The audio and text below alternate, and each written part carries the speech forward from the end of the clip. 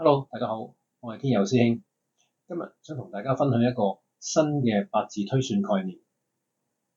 傳統嘅命理可能會比較保守，但係我嘅新派理論發現，嚟緊嘅運勢咧，其實喺今年嘅10月咧已經浮現咗出嚟。例如我嘅學生同埋我嘅同學，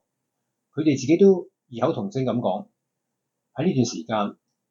已經喺事業同客人方面都有突然間飆升嘅現象。呢一個就係下一年嘅氣早咗入嚟今年嘅表現，